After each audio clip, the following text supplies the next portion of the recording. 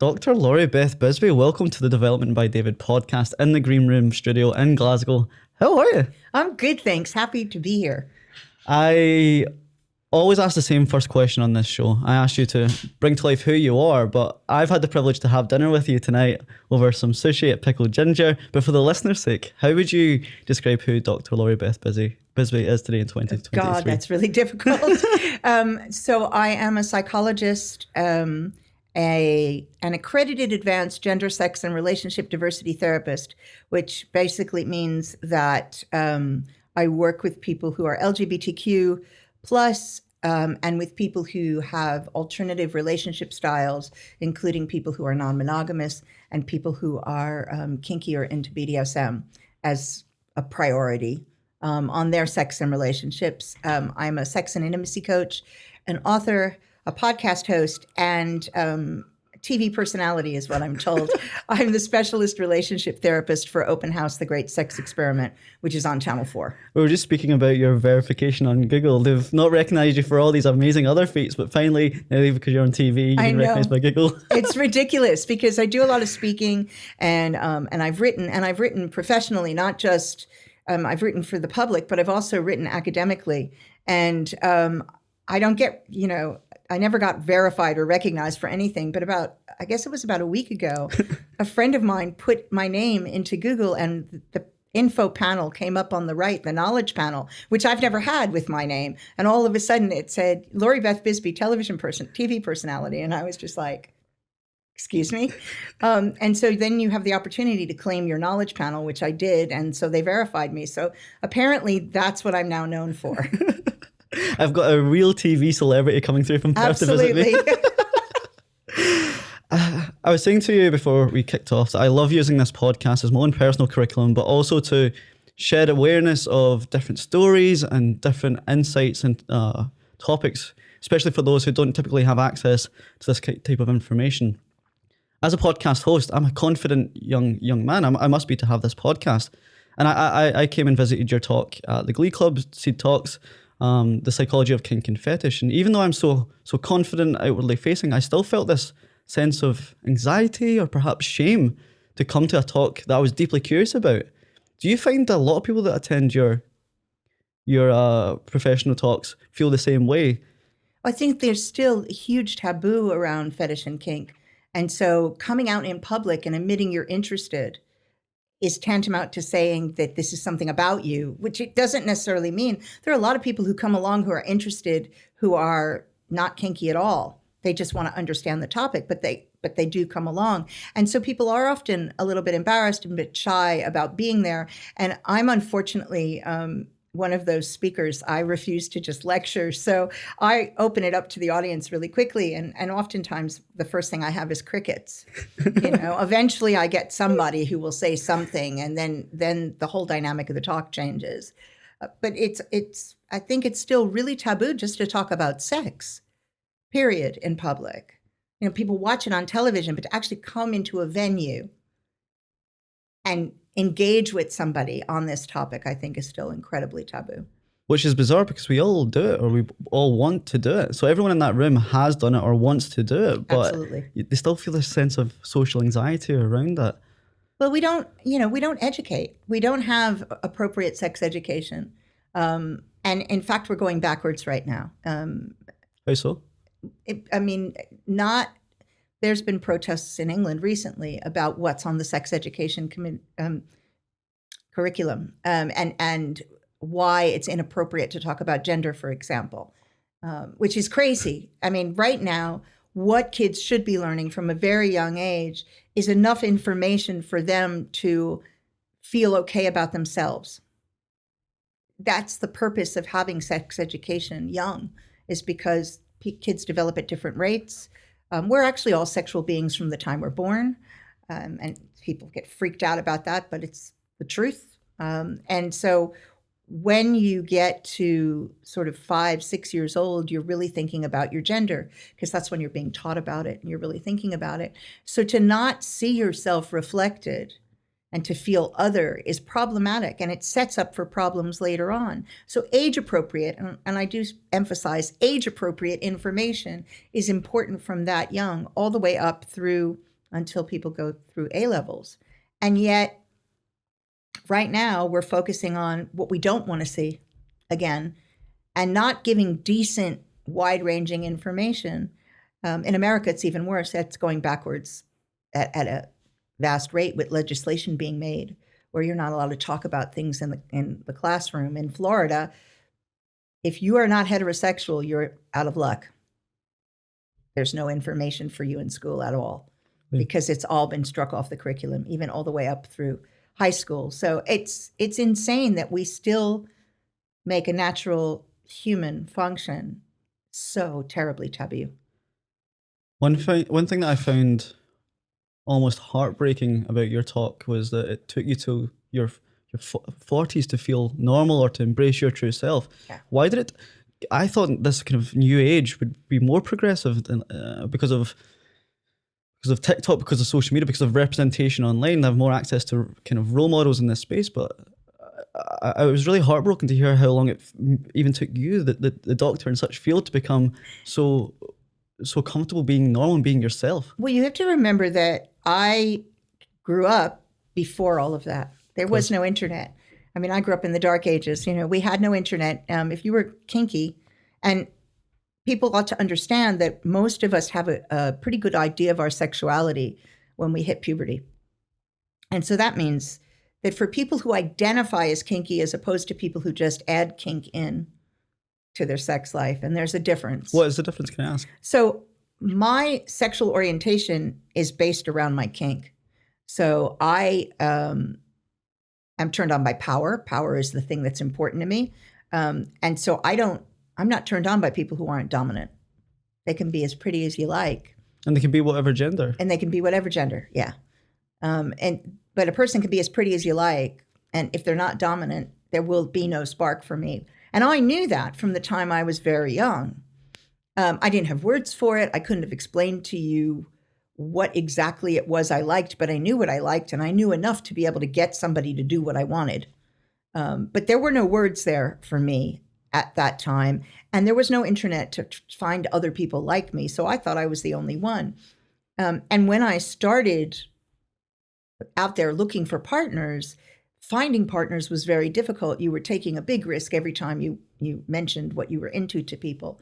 So while I accepted some of my kinks very early on, I wasn't fully comfortable just being myself in public until I was in my 40s, because there was such a taboo around being who you were.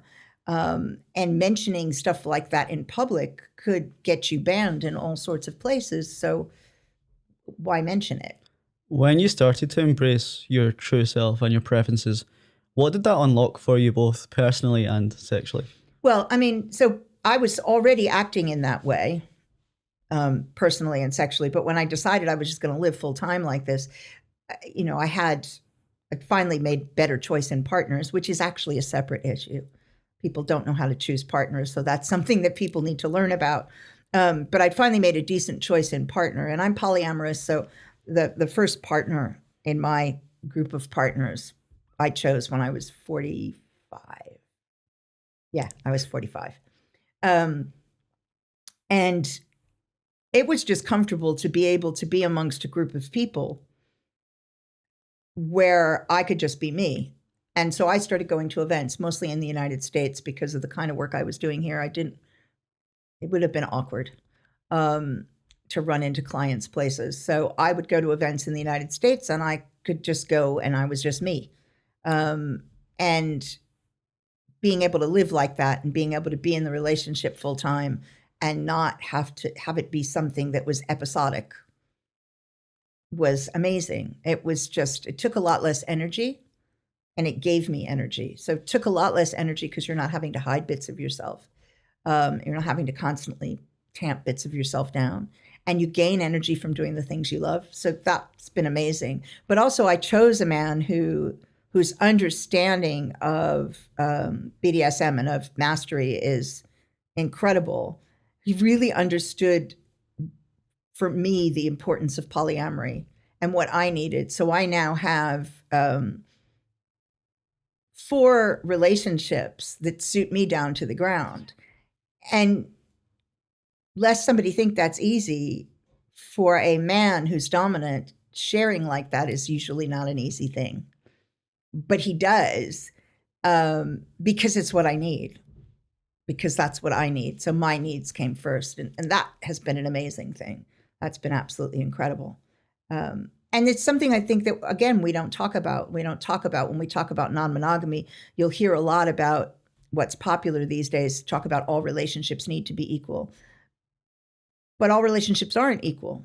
And there are people who practice power exchanges, and that's by its nature hierarchical, which means that when you have relationships, polyamorous relationships, where one of the relationships is hierarchical, invariably there are going to be some differences rather than having everything be equal.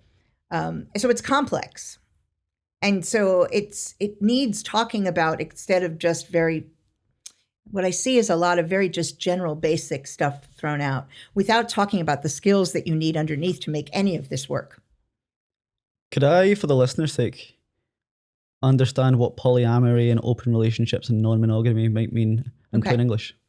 So non-monogamy is the umbrella term for relationships in which you have more than just one partner and one partner, right? More than just 2 people. So if you're monogamous, you find that person and that's it. They're your person and you're their person. And you agree to be sexually, at least, only with them. Oh, you often agree to be romantically only with them as well. Non-monogamy is when, and this is consensual non-monogamy, is above board. Everybody consents. Sometimes people call it ethical non-monogamy. There's a variety of reasons why that's not the best way to frame it. I prefer consent because it makes it obvious what's necessary. But consensual non-monogamy means that everybody agrees. So this is all above board, that you can have more than one partner, more than one sexual partner, possibly more than one romantic partner.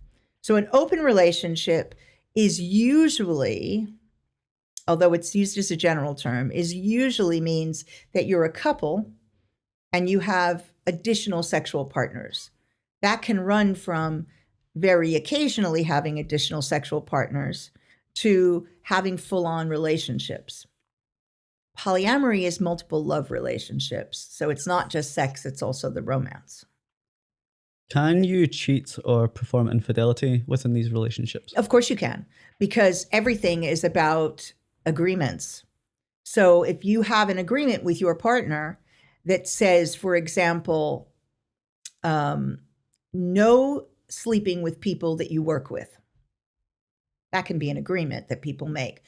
It's a smart agreement. Sleeping with people you work with is not usually a good idea, because if it blows up, then your situation at work is uncomfortable. So fine, that could be the agreement. And say you have that agreement with your partner and you go out on a work do and you end up in bed with one of your workmates, you've just cheated because you've broken that agreement. Because that's all cheating is. It's breaking an agreement. And usually it's not the sex that's the problem. It's the broken agreement that's the problem. It's the broken trust that's the problem. Are some people often almost punitive in their agreements? People can be. I encourage people when I see them not to be, because those things don't work out long term. Imagine. I want to take it back to you and your education and your upbringing. Where was the seed planted for this field of expertise? Where was that planted for you? I had a hugely traumatic event. So I knew who I was from when I was young, as I said.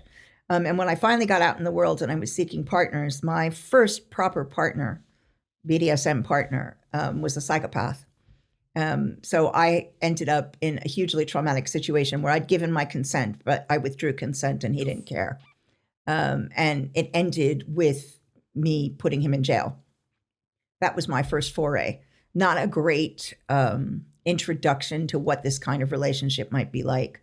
And so from there, I ended up with post-traumatic stress, and I shifted what I was studying in school, which at the time was broadcast journalism. I liked being in the media and doing things like that. I shifted to start studying psychology, which isn't unusual. A lot of times when people have had experiences that require the intervention of a psychologist, that will be the impetus to go into the field. And I was primarily studying trauma was my main area of interest. But my secondary area of interest was any kind of sexuality that wasn't usual. And that's because when I went to see people to talk about my experience while I was trying to get rid of my symptoms, the problem would come in if I talked about what it was that I liked, because they didn't understand, or they thought that that was a problem in and of itself. So instead of just another expression of sexuality, which is how it's viewed now, it's just one of the myriad ways that we can express our sexuality. It's not considered abnormal or something that needs to be treated. Instead of looking at it that way, it was, well, this must be your problem. Your problem is you like dominant people, and that's what's getting you in trouble. So let's try to change the fact that you like dominant people, which doesn't work. It's like, let's try to change the fact that you're gay. That doesn't work, right? So that didn't work. So the focus then became on me and my bad desires, which wasn't helpful. And so I found it very difficult to find somebody to work with that actually could hear my experience and not make that judgment. And so that was one of the reasons for me doing work in this field, was wanting to provide a space where people weren't going to be automatically judged on their preferences. And that gave us the leeway when there was a problem with a preference to actually look at it in a more rational way, instead of making an automatic assumption about what the issue was, which is pretty much how I ended up doing this. And when I had the therapy in which I got rid of my PTSD, one of the features of that therapy was that they didn't really care. They didn't judge anything you told them. So I could bring up everything, and I did. And it was necessary to do that in order to be able to work my way through the things that triggered me. But there wasn't a response to that, or a negative response to that, and there wasn't an unusual focus on it. So it gave me some of the tools that I used with clients to be able to work with them without this sort of shock and horror. The one thing you don't want to see on your therapist's face is shock, horror, and disgust. Yet none of that's helpful. How has the appetite for your work changed over the last 30 years? Are you busier now than ever before, or has it always been in such high demand? I mean, I've always been in high demand because I have kind of two interesting specialties. So when I've been doing client work, I've always been in high demand. There are certainly far more people coming with sexual problems these days than there were when I first started out, that are sexual problems that are about their orientation or their interests or their desire, as opposed to sexual dysfunction, which is where a lot of people that I know focused. So they focused on things like, anorgasmia, where people couldn't have orgasms, or erectile dysfunction, or premature ejaculation, things like that, which are vaginismus. All of these, which have some physical parts to them, whereas my focus has always been around desire and the ability to accept your desires and enact your desires, and relationships and relationship style. So I think that's definitely a divergence. There's many more people coming and looking at desire now. They're not going to their doctor's office and saying there's something wrong with me. Instead, they're going to somebody who specializes in this kind of stuff and saying, is there something wrong with me? Instead of there is, it's like, is there, or is this okay? Or what do I do about this? I'm glad there's been that positive transformation almost. When I was at your talk at the Glee Club, like you said, people started off, it sounded like there's crickets in the room, and they slowly warmed up to you. And the climax, pardon the pun, was like a standing ovation. You were given such a huge round of applause. It was so great to see how meaningful that was to so many people, because you made them feel safe and feel heard and accepted. Does that feel like a huge responsibility to hold for you? It is. I mean, it's wonderful. I'm quite awkward when I get an ovation. I'm actually quite awkward still. You deserve it. It's different. It's different if I'm doing something like a show, a television show, and I've done a piece of work on television, or I've done little bits of acting in the past. And like, if I do something like that, it's different. It's like, That's the expectation. And then, you take a bow but I'm quite awkward with stuff like this. Like, I don't know whether I should take a bow or just, I just tend to nod my head. It does feel like a huge responsibility. I've created, and my main job as a therapist is to create a safe space. That's like job number one as a therapist. And you'd be surprised how many people don't know how to do that. It's amazing to me, but that's something I'm incredibly good at. And I'm actually good at it in large groups of people, in large public groups of people too. That was evidence of that. So I've accomplished my main goal, which is to create that safe holding space for people so that they can be present and listen. They're not in their anxiety the whole time. And so they can see themselves reflected somewhere in what I'm talking about so that they feel heard. And that to me is a huge responsibility, because if that's all they get, it's a huge change for many people who have never felt seen and never felt heard. Do you have any examples of how that's transformed into people's day-to-day lives? Have you had any case studies or examples or messages back where people's entire lives have been transformed because of that feeling of feeling heard and safe? I mean, accepted? I have that in various environments where that's the feedback. One person who was saying that it had changed his entire life to have somebody just listen to what he said and not judge him for what he said. And he actually spoke up in a group, which was awfully brave. And nobody was laughing and nobody was making fun of him and nobody was shocked or horrified, or at least they weren't showing it, because the space was such where everybody knew that wouldn't be acceptable. That you needed to be attentive and just accept what somebody was saying.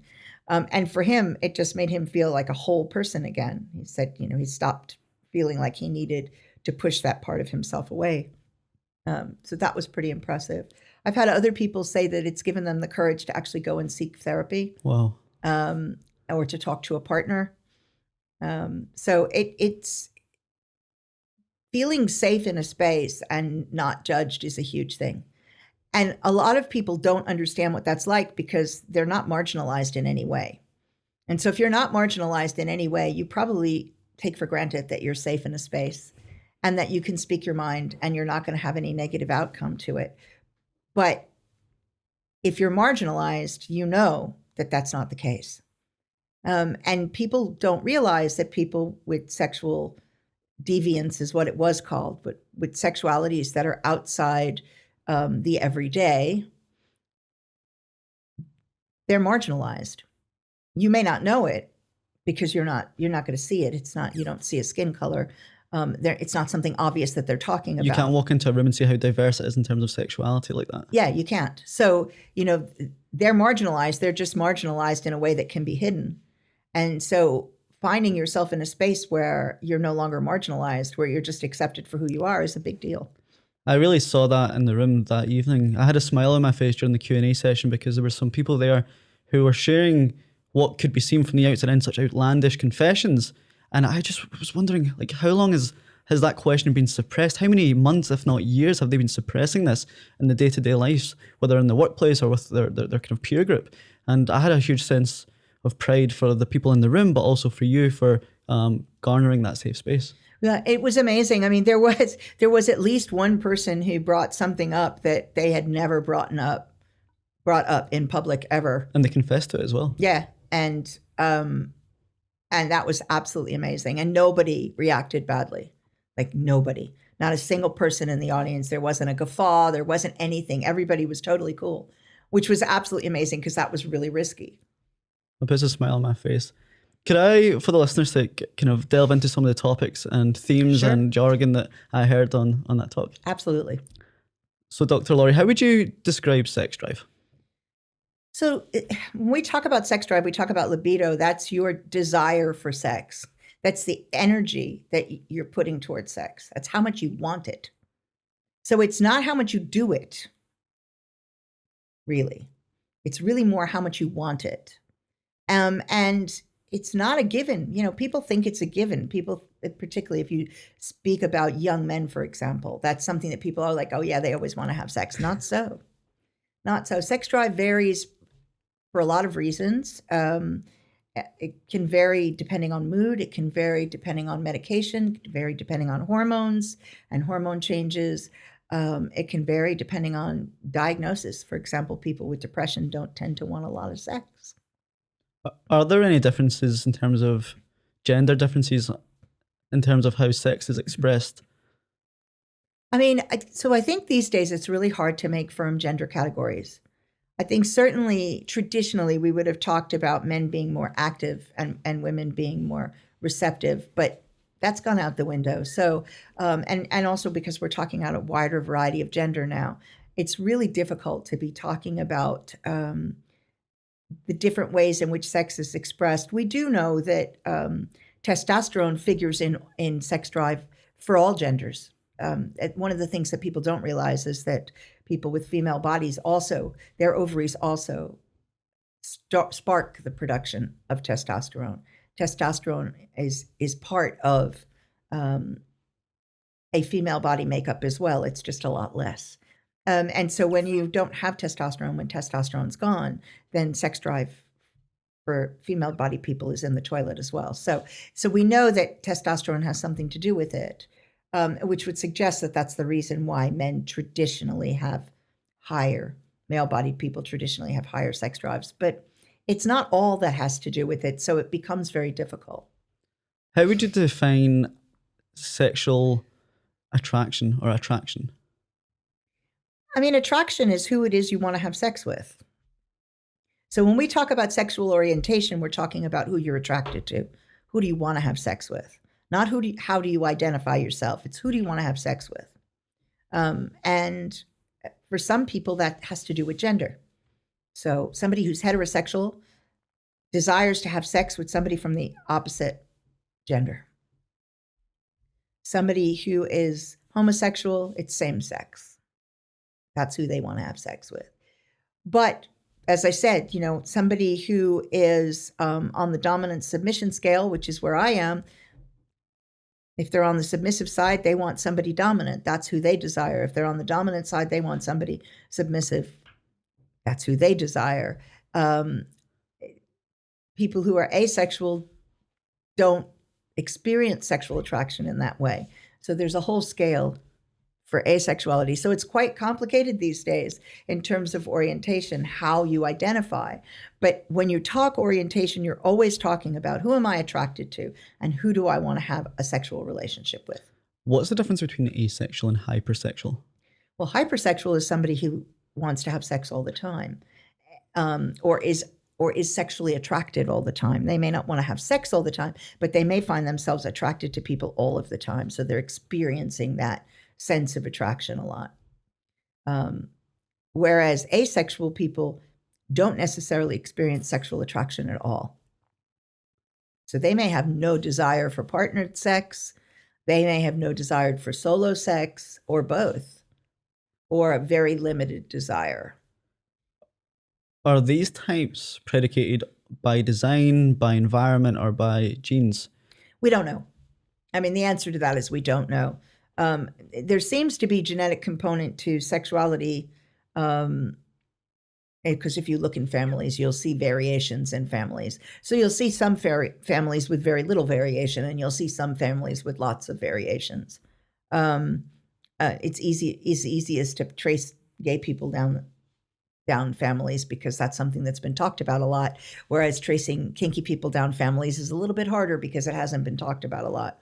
But it's interesting watching people who discover their kink go back and look at their parents and the grandparents and aunts and uncles and pick up signs that they now recognize were about kink, which they would not have recognized as a child, and go, actually, there were other kinky people in my family.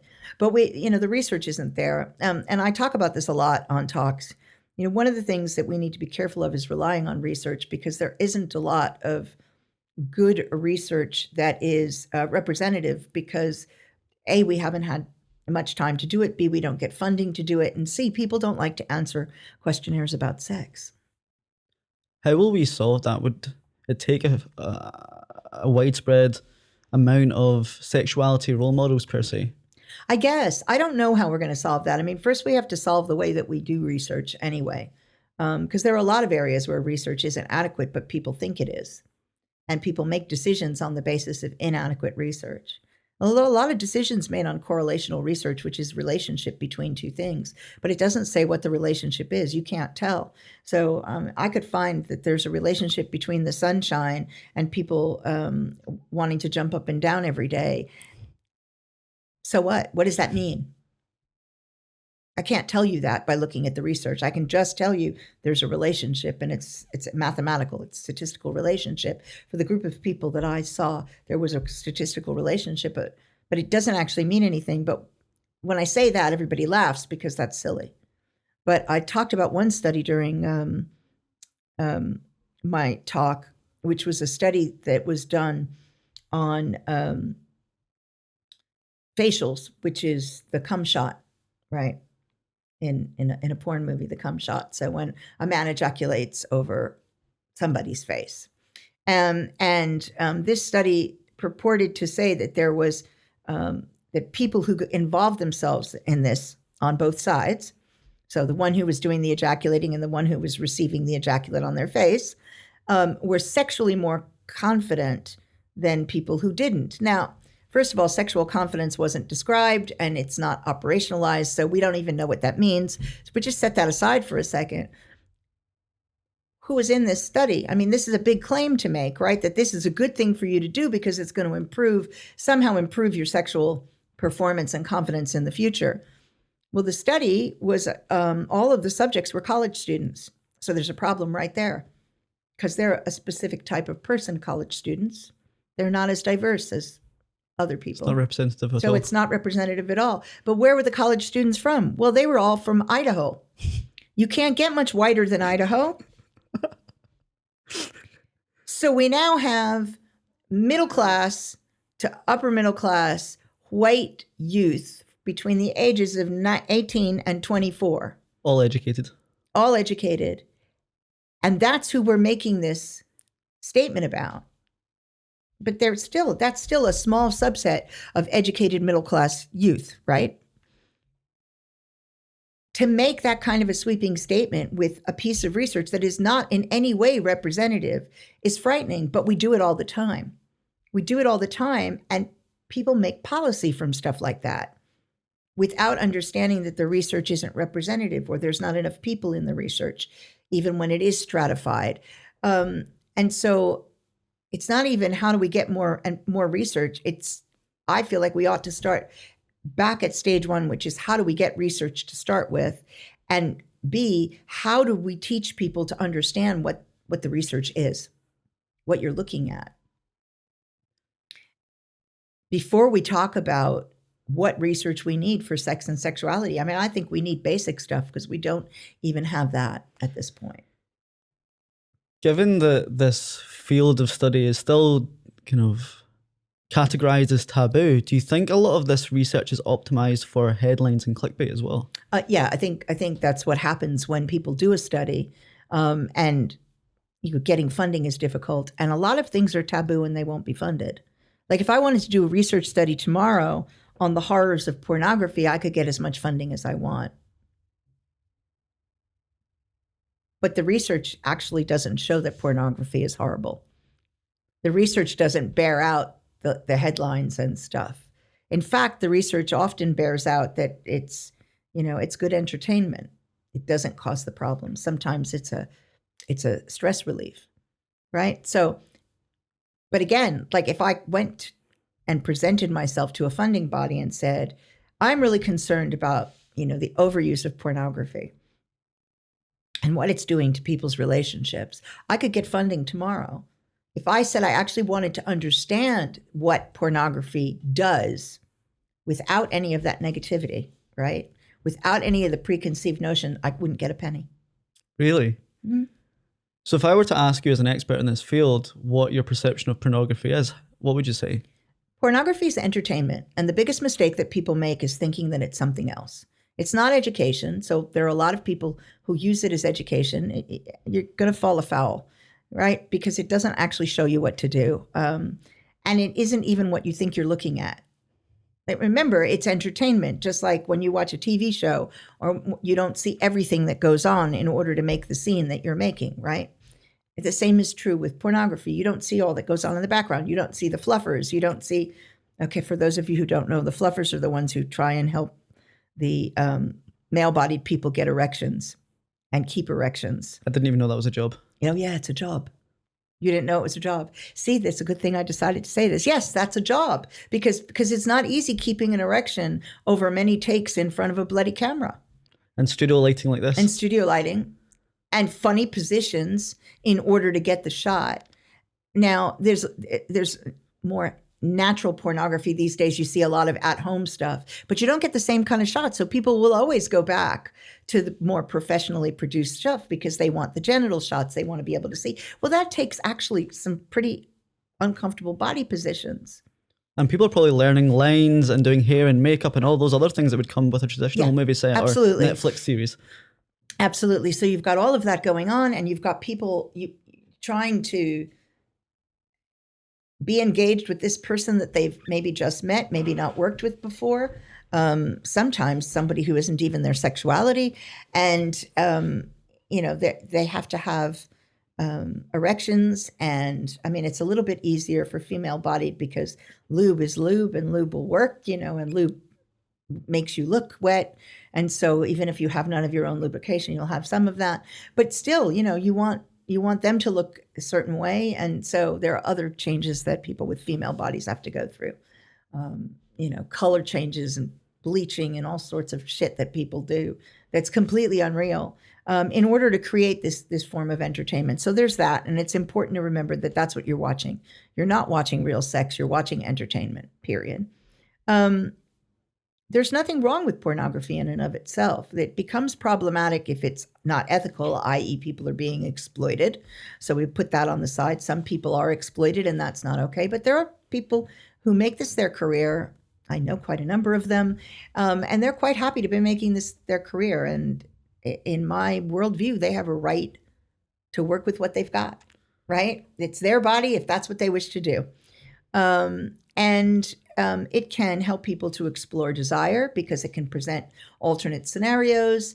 It can help you open a conversation with a partner about something you've been a bit shy to talk about because you can watch something together and go, you see that thing over there? I'd like to try to move towards that. Or what did you think of that? You can kind of get a first sense of what your partner is. It's also great for people who are just wanting to masturbate quickly because they want to go to sleep, right? Or they just want some solo time and they want a visual stimulus because it's a visual stimulus. Let's be clear. Most people turn the volume down and don't listen to any words. And they skip halfway through. Mm-hmm. They skip to the bits they like. It's a visual stimulus. That's all it is. Can it be overused? Of course it can. Anything can be overused. Do people get addicted? Absolutely not. Addiction is a medical term and it's pretty specific. Nobody goes through withdrawal from stopping porn. And the addiction model of treatment is absolutely not useful with something that isn't in fact an addiction. Do people get compulsive about it? Yes, they do. That's an anxiety thing. And so you should be treating it like an anxiety thing. And there's a load of good information about how to treat compulsive sexual activity. One of the best known people in the field is a man called Silva Neves. Fantastic. And he does books for professionals, but he also does things that are more approachable. And even his books for professionals are approachable, to be fair. And so it's worth looking his stuff up. He does Instagram and he talks about this. And David Lay is a bit more controversial in the United States. He's another person that talks about this. Again, well worth looking at his stuff. There's just no evidence that this is an addictive disorder. And it really makes me annoyed when people try and stick it in that category, because what it leads to is treatment that is not only not useful, but sometimes damaging. It was really refreshing to hear someone, I think you must be the first person I've ever heard talk about like the positives of pornography, the utility of pornography. That was really nice to hear. One of the questions I had for you around the intersection between pornography and kink and fetish, I wanted to know, did the porn categories come before the kinks and fetish, or did kinks and fetish inform the categories? I know the categories came after. The kinks and fetishes have always been there. You know, people have always been kinky and they've always had fetishes. That's changed over the years. I mean, so for example, oral sex many years ago was considered a kink. Sodomy in the United States and oral sex and anal sex are both considered sodomy. Sodomy is anything that is not penis and vagina, right? But those categories, it was illegal in almost all the states in the United States. It was also illegal here in the United Kingdom. It's still illegal in some states in the United States. Don't ask me which ones. I don't remember, but it is. And oral sex was considered odd and unusual, and it was something that, there was stuff about how do you ask your partner to do this weird kinky thing, right? These days, even anal sex is considered commonplace. There are so many people that are regularly engaged in anal sex that we don't even really look at it as kinky anymore. Spanking has become so popular since 50 Shades of Grey. God help me. Those books were so poorly written and had so many really negative myths, but they were accessible because they were romance novels. That's what they are, guys.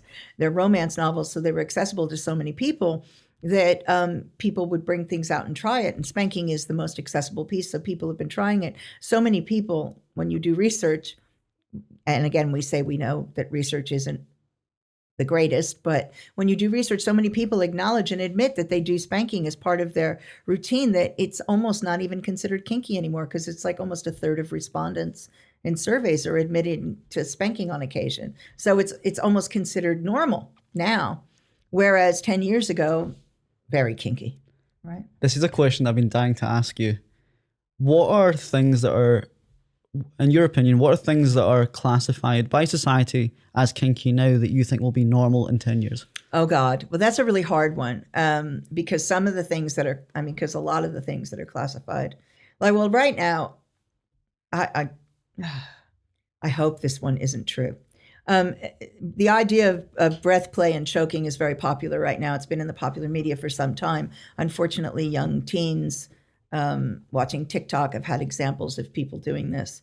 It's incredibly dangerous. And so as a kink, it's one of those ones that's actually an expert level kink, right? If you're somebody who skis, this is a black diamond level, right? Black belt in karate. Black belt in karate.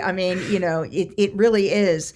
It's something you really need to be incredibly careful with. However, it's seen in the media so much that I wouldn't be surprised if that would be considered less kinky down the road, at least until there are more accidents. So, yeah. What else do I think in 10 years won't be as kinky? Cross-dressing may not be considered as kinky in 10 years' time, because I think that there are more people who have come out of the closet recently, who are beginning to come out of the closet, who are saying, I'm not trans, I just like to cross-dress. So there's more space for that, because there's more space for trans people, despite all the prejudice and what have you. There's still more space. And because there's more space to talk about different gender presentations, there is more space to talk about when that becomes sexualized. So it may be that cross-dressing will be considered less kinky down the line. I'm making an assumption here. I'm making an assumption here as a young 24-year-old man, so I don't have much experience in reflecting on what has been normal and abnormal. But one thing that I've seen popularized on social media is age play, like mommy and daddy. Would you say has been normalized now, or has that been kind of around it's for a while? Still not normalized, and the reason it is still not normalized is because there's a wide variety of how age play happens. And so, there's the leather version of age play, which is really about somebody. It's non-sexual. So you've got a daddy and a boy, but it's not, that relationship isn't sexualized. It's about structure and things like that. And then there's the sexualized part, and that skirts too close to abuse. And so I doubt that will ever be normalized. I think too many people will associate that with promoting some form of abuse, not recognizing that, of course, you're talking about two adults who are role playing. And I hope people involved in this world will not come at me for using the term role playing. And remember the show that I'm on, because I'm not going to go into a 20-minute discussion about what's actually going on. But what I'm saying is that you don't have any children there. right? So there isn't an adult and a child there. It is a role that people are taking on. But I still think that that will push too many buttons to ever be normalized. What I do think will be normalized, though, is more restraint, because shibari has become very popular. What's shibari? Japanese rope, and Japanese rope bondage is very beautiful. You have to learn how to do it. It takes a long time. For some people, it's very exciting. Not for me, but for some people, it's very exciting. It's very slow, and I find the slowness problematic. And I think that, and holding people's wrists and holding people down. You see more depictions of this. I think that may become more normalized over time. One thing that I always see clickbaited and media headlines is where people are sexually attracted to inanimate objects. Is that healthy or safe, in your opinion? Well, I mean, if there's something exists out there, someone's attracted to it. Is it safe? Well, as long as the inanimate object doesn't do anything that's not safe, right? Like a frag grenade or something. A what? Like a grenade. Yeah, like if it's a grenade, or it's going to blow up on you, or it's going to cut your appendages or things like that, then it won't be safe. Otherwise, as long as you're not having to steal it and break the law in order to get the object, who cares, right? Healthy? Well, that's a different thing. I mean, is it healthy? There's nothing unhealthy about it unless you're not able to make relationships with other human beings. If you're not able to form relationships with other human beings, that will be problematic at some point. You may not form sexual relationships with other human beings, and that's not necessarily unhealthy. It's not usual, it's not common, but it isn't considered unhealthy, because we do have a whole bunch of asexual people, and they don't form sexual relationships with other human beings. So if your relationship is with an object, then it's a fetish, right?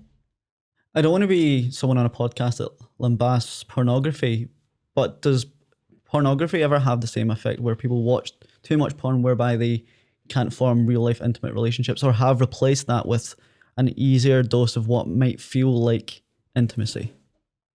I think that it's not pornography, it's all media. And I think it's ridiculous to localize it to pornography. I think social media does that more than pornography, because you actually have the opportunity to interact with the object of your fantasy. Whereas in pornography, you don't have the opportunity to interact unless you're talking about cam girls, and that's actually sex work, right? So you're interacting with a sex worker. So I think that there are people who have no social skills, and who may have social anxiety and may have crippling social anxiety, who will choose to form relationships with that are from a distance. So with a cam girl, with a sex worker that they don't have to be in the same room with, right? Or with someone on OnlyFans, for example. Again, they're not having to be in the same room with, and with people on social media that they're interacting with via DM, because they don't have the skills to form that relationship. But that's not localized to sexual media. It's all media that allows us the ability to have this false belief of intimacy with somebody that we've never actually met. Do you have any concerns around AI or machine learning ever replacing intimacy or affecting intimacy? I mean, AI is affecting everything right now. Although, AI written articles are not the same as person written articles. If you look at them carefully, it's quite frightening. Everybody says how great they are, but actually, there are tip-offs that you'll see regularly. Using AI as a starter is useful. And to me, sex feels like somewhat of an expression, much like writing a poem or writing stand-up comedy or Sure. writing a song. If you try and ask ChatGPT or AI to write you a song or stand-up comedy set, it simply can't in the same way that a human would. Well, I can imagine it's the same for they sexual can't- expression. Yeah, they can't do sexual expression in the same way. I mean, although we do have sexual robots that are pretty damn convincing, but Really? again, they only have a certain range, because human expression is so detailed, and human sexual expression even more so, and what constitutes intimacy even more so, that dolls and robots are not convincing past a certain point. We're not at the point where we have an android that's 100% human convincing. Although we might get there, we're not there yet. So no, I don't worry about AI replacing intimacy, because it requires an interaction that can be quite subtle. And I don't think AI has that level of subtlety in conversation and in interaction. And of course, once you have a person there, once you're looking at something, then it really doesn't work. I knew this podcast would go kind of off track based on my own curiosities and questions, but to kind of rein it back into kind of some of the questions I prepared, I want to ask, are kinks and fetishes the same thing? Or are they different? They're different. So a fetish, it actually has a specific meaning. So we talk about fetish in the vernacular by saying, oh yeah, she has a shoe fetish because she has loads of shoes and she loves shoes, or all sorts of things are called fetishes. But an actual fetish is when somebody needs the particular stimulus. So it can be an object, it can be leather or latex, or it can be a high-heeled shoe, or it can be a particular smell, or a particular action in order to achieve orgasm. They need it to achieve orgasm. If it isn't present, they will not achieve orgasm. And so if it isn't present with their partner, they'll have to fantasize in order to achieve orgasm. That's a fetish. It's a really specific definition. Oh. Whereas a kink is anything that is considered out of the ordinary that turns you on. So if you like leather in sex, but it doesn't have to be present for you to reach an orgasm, then it's a kink. But if leather needs to be present for you to reach an orgasm, then it's a fetish. And in that way, we also talk about, when I talk about orientation versus a kink, in an orientation, it has to be present. So for me to have a sexual relationship with somebody that's going to go anywhere, there has to be dominance. Otherwise, I just don't get that level of arousal that I need, and I would have trouble with orgasm. Does our upbringing or early experiences dictate our kinks and fetishes, or is that a misconception? It's a misconception. Sometimes it does and sometimes it doesn't. Like, there is nowhere in my upbringing where I can localize, and I use myself because it's easy, and I've got tons of clients where this is the case too. Keeping in mind, I've been working with people for 35 years, so I've got a large subject pool. There is nowhere in my upbringing that explains the particular kinks that I have. There's no incident that I can tell you about. Sometimes English folks will talk about, having gotten 6 of the best at school and now they have a fetish for canes. And some people can do that. But for the vast majority of people, they can't localize where the kink came from. It's much more, I think, complicated as to how upbringing plays into it. Upbringing may be what triggers off a kink, right? So it's not a specific thing, but the environment that allows a certain degree of privacy, or that allows you access to something that then starts your fantasy running, or something like that. So we don't know. And as I said earlier, we do believe that some of this may run in families. And again, then does your environment tick it off or not tick it off? Because it's the same with homosexuality. There isn't a gay gene. There's a series of things. And then it seems to turn on, or it doesn't turn on. So it's complex, and we don't really have enough information at this point. It's like the same reason why you prefer cheese and onion crisps to salt and vinegar. You just do. You just do. That's exactly what it is. And so it's not really useful to go down the path of trying to figure out where did this come from and why.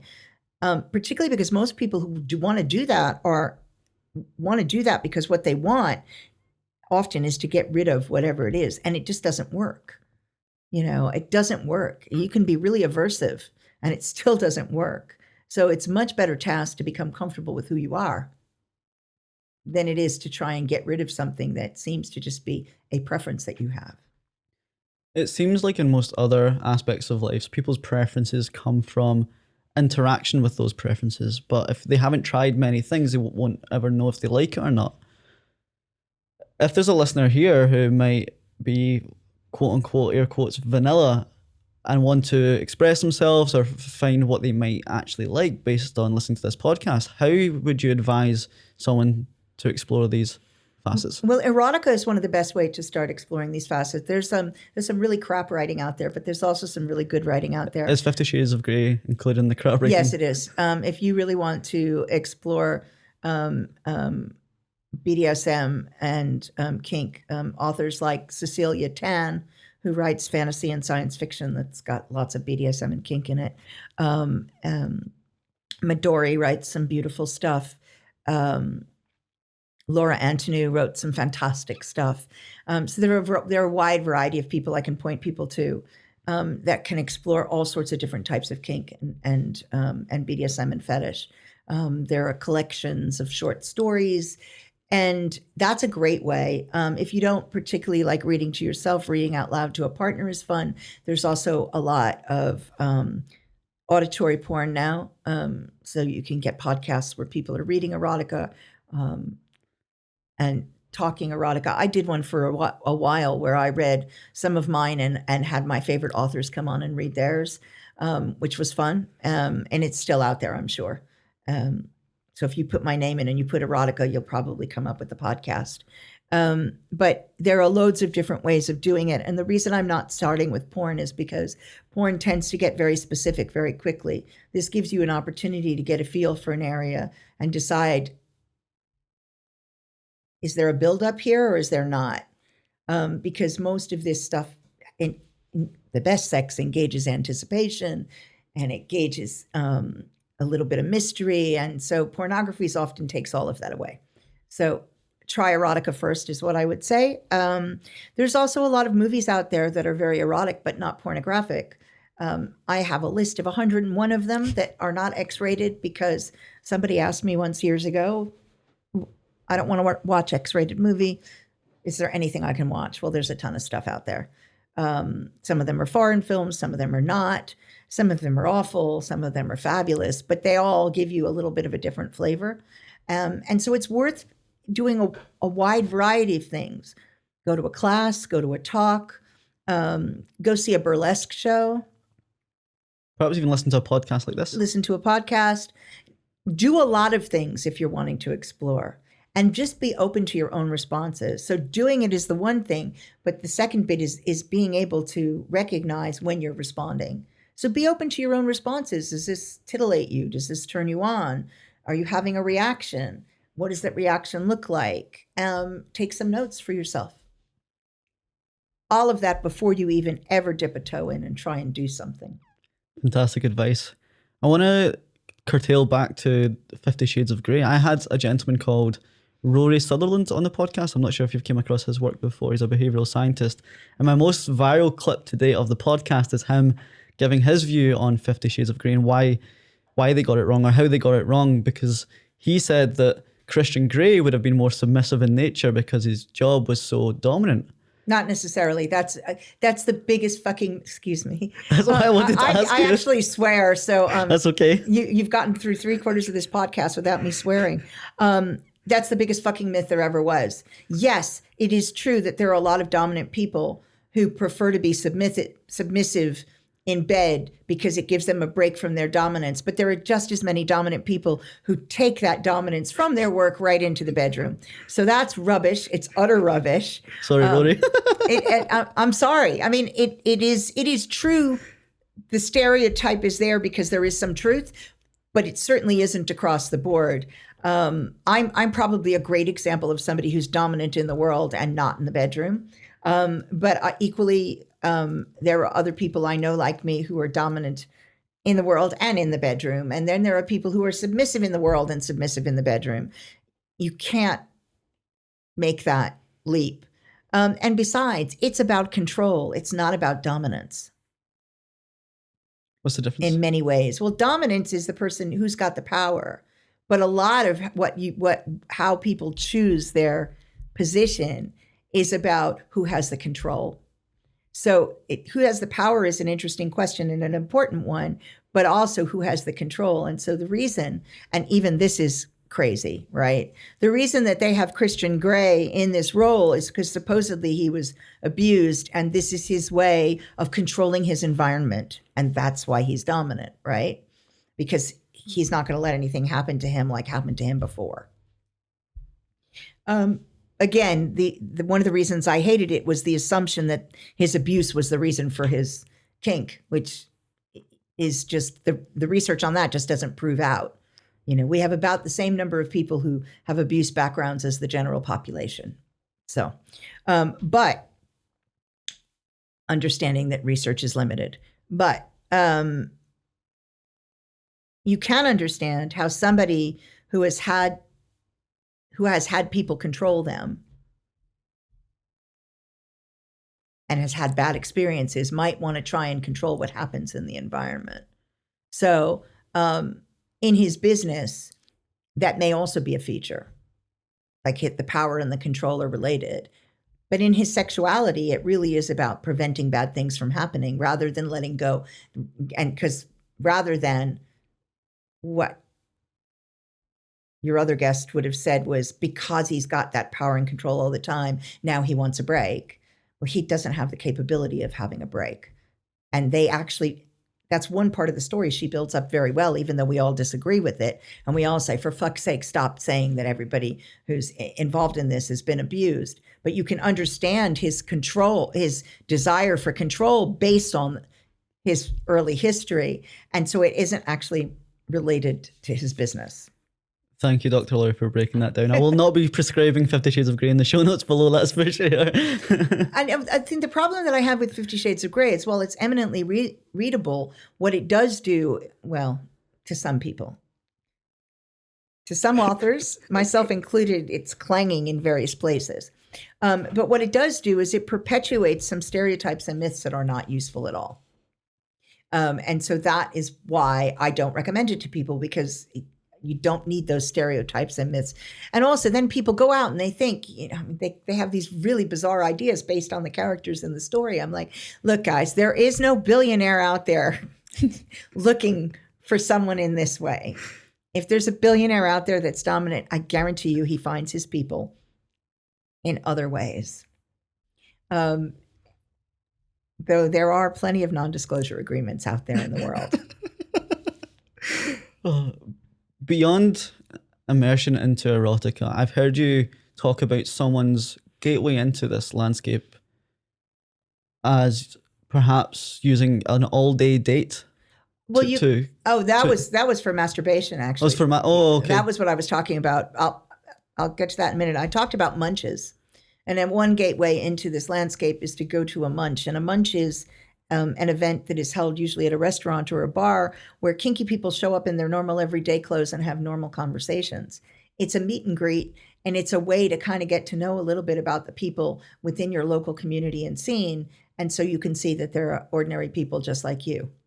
And so it feels like a safer way because people aren't dressing up. They're not sitting there talking about sex all day. You're not going to run into seeing their kinks and things in public. It's just ordinary conversation. So that's a great gateway. The all-day date that we were talking about, that was Dr. Martha Tara Lee's recommendation about masturbation, which is, we talked a lot about the fact that masturbation is something that people often do as a kind of quick thing before they go to bed. It's a quick and dirty thing. They don't take their time. They don't really look at what turns them on. It's just, when actually it's one of the best ways to figure out what turns you on is to take your time with yourself. And it's also one of the best ways to learn your best ways to have an orgasm. And you should have more than one way to have an orgasm, because if you only have one and you get injured, then you're stuffed. So it's one of the best ways is to explore your own body. And May is Masturbation Month. So it's a good time to be talking about this. And so Dr. Martha Tara Lee recommends you spend the whole day with yourself and take yourself on a whole day exploration date, which I think is fabulous. And so you spend the whole date being sensual or sexual with yourself. That's what you do for the day. The people have baths, and they experiment with sex toys, and they view erotica, they listen to it, they read it. And eventually they might start playing with orgasms, but initially they just take their time exploring their bodies and looking at what turns them on where and what kind of touch turns them on, and all sorts of ways of getting to know yourself, which is really valuable because you can then tell your partners what you like. That's such a nice lesson in narrative. When I look online, it's maybe the algorithms that I see because I'm a straight white guy from Glasgow. I see narratives such as masturbation as another form of procrastination. I've never really heard someone give that practical advice before. And I'm so glad I could use this platform to normalize that.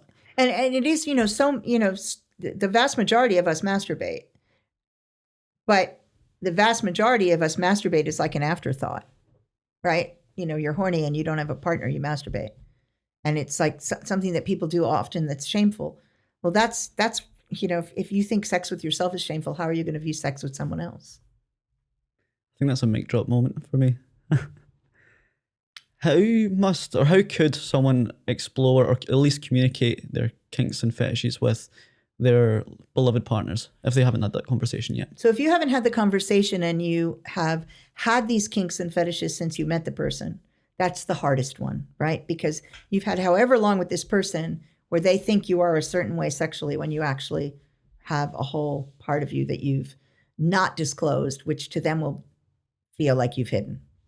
And so if you don't feel brave enough to start the conversation, bring them to a talk like the talk that I did, the Psychology of Fetish and Kink, which I'm still doing in various places in the UK at the moment. Listen to a podcast, watch something, read erotica. Sometimes it's like, let's do bedtime stories. It can be sexy to do bedtime stories. You pick a story to read to me, I'll pick a story to read to you. Indirect ways. And then you can watch your partner's response. And if they're like, then you're going to have a harder time. But if they're looking a little interested, then you can gently start a conversation. Maybe after a couple of different stories, maybe after a couple of forays that are kind of non-committal, you can gently start a conversation. If you're too anxious about it, come see someone like me. I do this. I have a service, which is a 2-hour breakthrough session. That's often what this gets used for, which is, people come so I can facilitate the conversation. Sometimes it just helps to have a third person there facilitating the conversation, dealing with the emotional reaction that your partner may have of feeling like you haven't been honest with them about who you are. It's awfully difficult if you have kinks that are really important to you and you have an existing partner and they turn out not to be your partner's cup of tea. Then there's a problem to be dealt with. So I do usually recommend, preferably at the beginning of the relationship, if you know you've got kinks, disclose that early. Much like you would disclose every other preference. Absolutely. People somehow think that they want to talk about whether you have kids or not, where you want to live, what kinds of places to live, what kinds of activities are essential and important. I have dogs, you need to have dogs or like dogs, all of those things they disclose at the beginning, and they eliminate potential partners on the basis of these really important things. And they figure they don't talk about sex till 6 months down the road when they're already attached.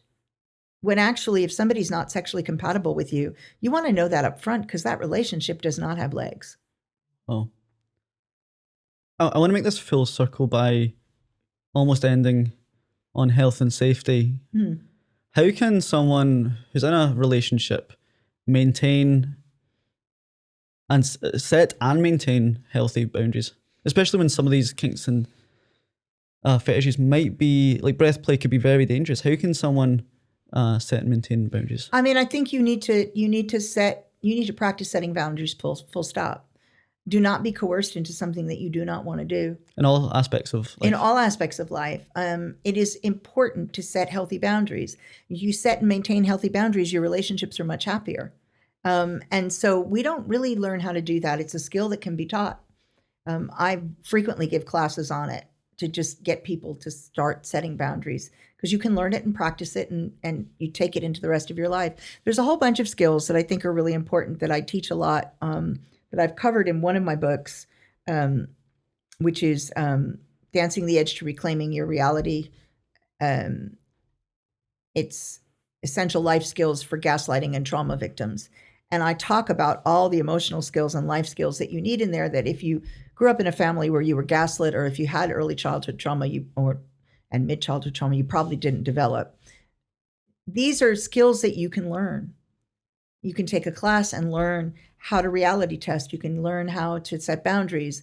You can learn how to risk assess when you're choosing a partner in relationships. They're all skills that if you want good, healthy relationships and satisfying relationships, you will do better if you've got them than if you don't. And so I recommend really prioritizing learning those skills. They're emotional skills.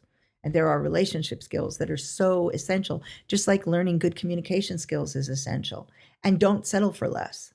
Don't settle for less in your relationships, because it just leads to messiness that is unpleasant at the mild end and traumatic at the sharp end. I love it.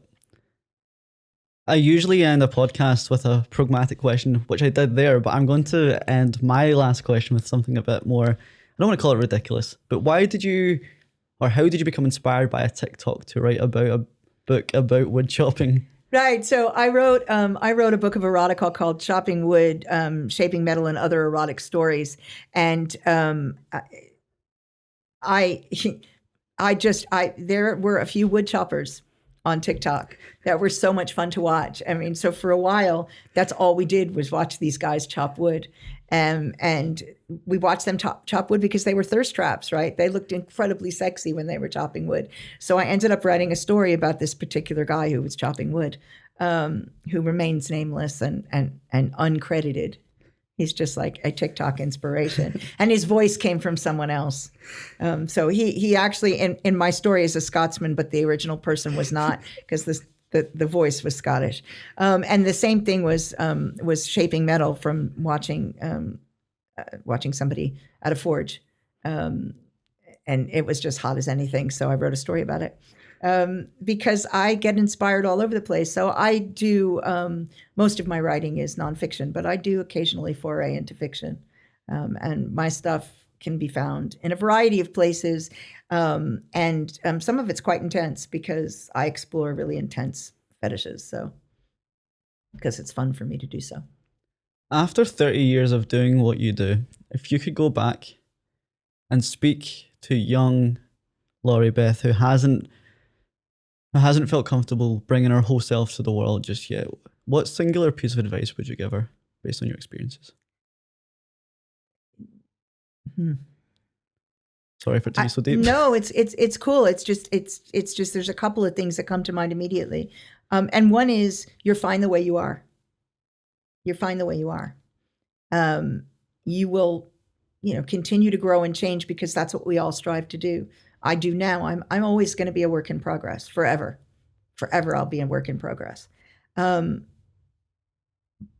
if I could have said to her certain things I didn't need to worry about, just keep working and growing and working on accepting yourself, then you'll be fine. You're absolutely fine the way you are. That's probably the primary thing I would say. And the other thing, which is a big one coming from my background, which if people are more interested in knowing about what molded me and the traumatic life experiences that molded me, I do have an erotic memoir out there. It does have some pretty intense erotica in it. It's framed so you get a piece of erotica, a piece of my life story, and then some analysis. So it is not for the faint of heart, but it is out there, and it's called Dancing the Edge to Surrender. And it's amazing, was an amazing thing to write. I think to be able to say, it won't always be like this. It won't always be like this. And your intuition is actually fine. Because I was gaslit from trusting my intuition for a very long time. And it was one of the skills I had to reclaim. If I'd known my intuition was fine, I would have avoided some really crappy experiences that did not really teach me very much at all. Most horrible experiences teach us something, but you do the same thing 2 or 3 times. You don't need to learn it 2 or 3 times, usually.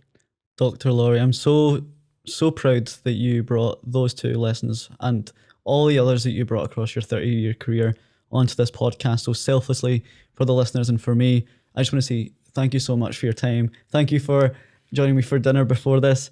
If I could signpost your work for the listeners, where's best to find you and your work? So the best place to find it is to come to my website, which is drloribethbisbey.com. That's the easiest place. If you are a social media person and you prefer social media, on TikTok, I'm at LoriBethUK, and on Instagram, I'm Dr. Bisbey. I'm also Dr. Bisbey on Twitter. I don't spend much time on Facebook. I mean, so you can find me on Facebook and you can find a bunch of stuff I've posted over the years, but I tend to spend more of my time on TikTok and Instagram and occasionally on Twitter. So just because it's easier, I think. And I'm also on YouTube. So, but the easiest place to find everything is to head to my website. I'm in the shop. My books are in the shop. Courses I do are in the shop. And hopefully soon there will be an event calendar where you can get links to where I'm speaking, because I'm doing more and more. And so I'm adding an event calendar to my website so that people can go and buy tickets if that's what they'd like to do. And people can see you on TV too? That's right. The second season of Open House, The Great Sex Experiment, is on Channel 4 on Thursday, the 18th of May at 10 p.m. That's episode 1 for season 2. They are posting up the box set, so I think that means that season 1 will be downloadable. And also, I believe that you're going to be able to stream all of season 2 if you want to binge watch it instead of watching it week after week. This year we have 8 episodes. On this show, I'm taking couples. They come to my retreat, and we help them to open their relationships. That's what I'm doing there. There are some, they call them sexually liberated residents. I find it amusing that they keep saying that. But yeah, there are some amazing residents that are there who are there to help these people open their relationships. So basically, they come and see me. They tell me about how they were thinking of opening up. We work through some of the emotional stuff. We look at some of the danger points. And then they have the opportunity to meet people who might want to help with that. After their first night experience, they come back and see me, and we go through whatever's gone wrong, whatever's gone right. They get a second night experience, and I see them the third day, and then they're off to live their lives. It is unscripted. There are no actors. So it is pretty amazing, all the stuff that people get up to, and you get to see all of it. So I can't wait to check it out. Dr. Lori, this has been amazing. Thank you for coming on. My pleasure. And we're done. Hurrah. That was so fun.